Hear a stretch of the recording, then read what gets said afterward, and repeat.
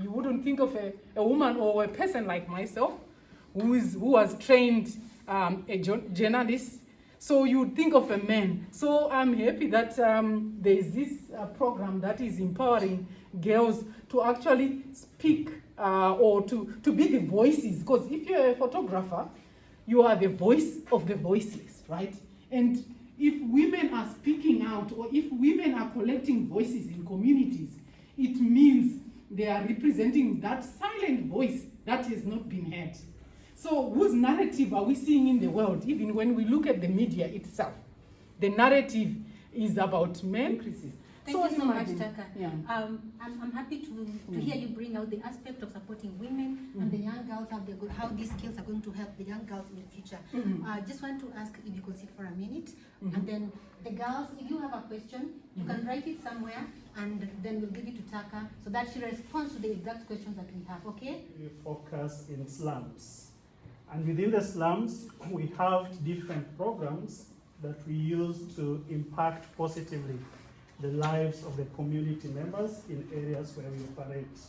So a part of the programs that we have is free clinics or healthcare for community members. We have economic empowerment programs like SACCO, and also youth empowerment programs. We have WASH, and I think we are the first organization that has done aerial water piping. Water pipes zinapitia juu instead of down, because to avoid contamination of water. We just asked the question, can I have my friends come and learn the same thing that I have learned over the 4 weeks? And this was a very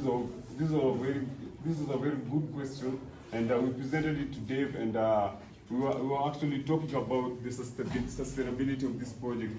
Not to forget, I also want to finish my speech by commending Nikon over here.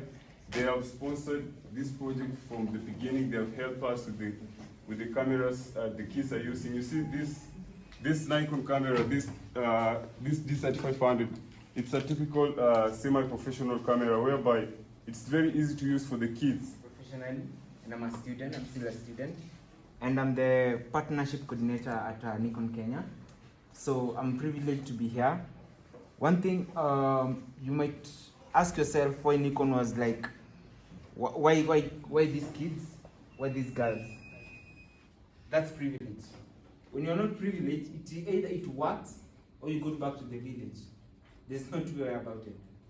So for this project, and why we chose girls is because in informal settlements, most of the people affected are women.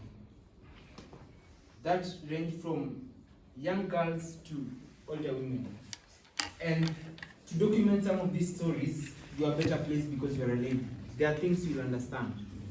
And for Nikon is all about representation. When I was very low at some point in my life, I went through a training program called Women in News, and we were taken to South Africa for a few months, and she was one of the trainers.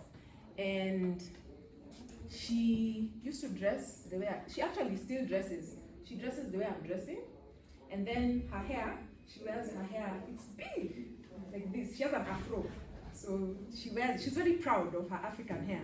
And then when she talks, she doesn't need a microphone. When she's talking, you can hear her from there. She talks with authority. And then when she's talking, she does, can you hear me? You know? Yes. She talks, very powerful. She speaks very powerfully. So the reason why she motivated me, she kept on asking the group of us who are there, what are you doing with your life? She never sees women in the front of the newspaper. Who do you see in most newspapers? Men, isn't it? Yeah.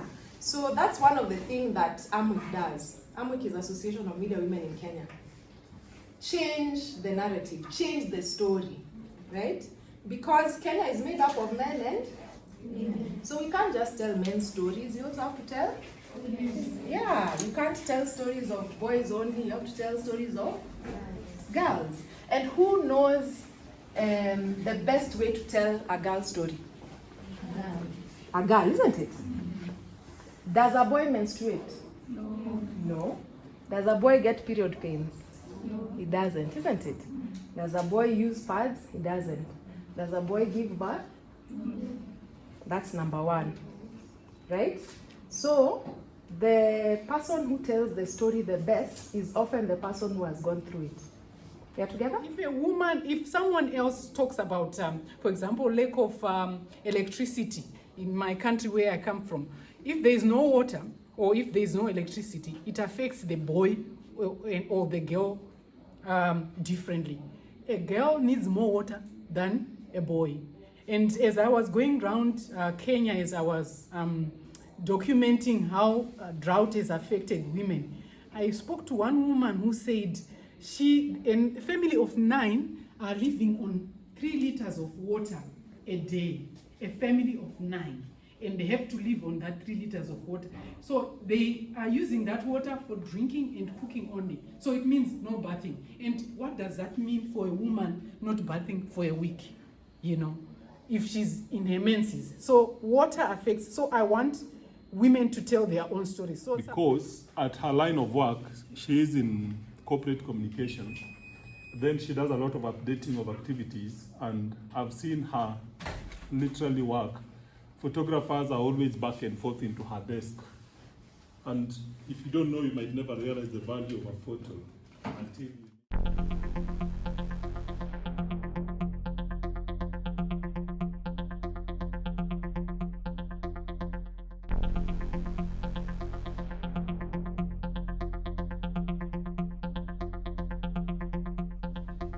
you guys are curious indeed. I got lots of questions, and I think I'm happy that she stopped me. So one of the questions is, why do you emphasize on use of photography, and how has ActionAid benefited? So ActionAid has benefited through evidence building. Have you had any challenges with the Shofco or any complaints? Let me start with the smaller one, yeah?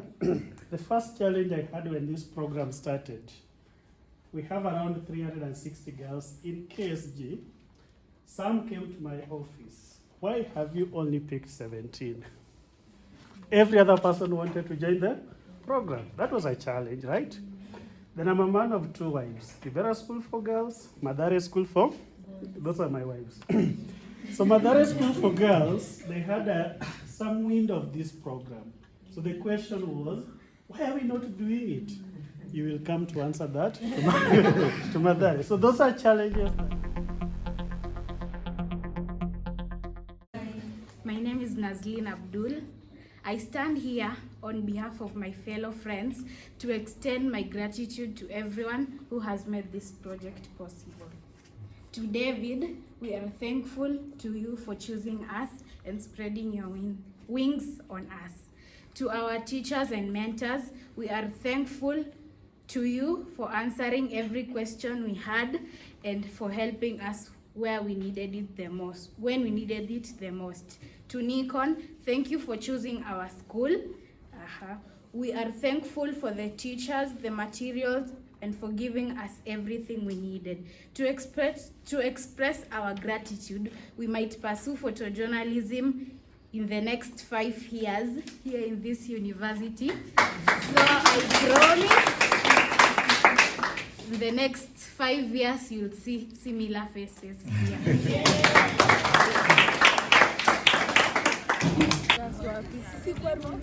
Hakuna mahali pa kuweka.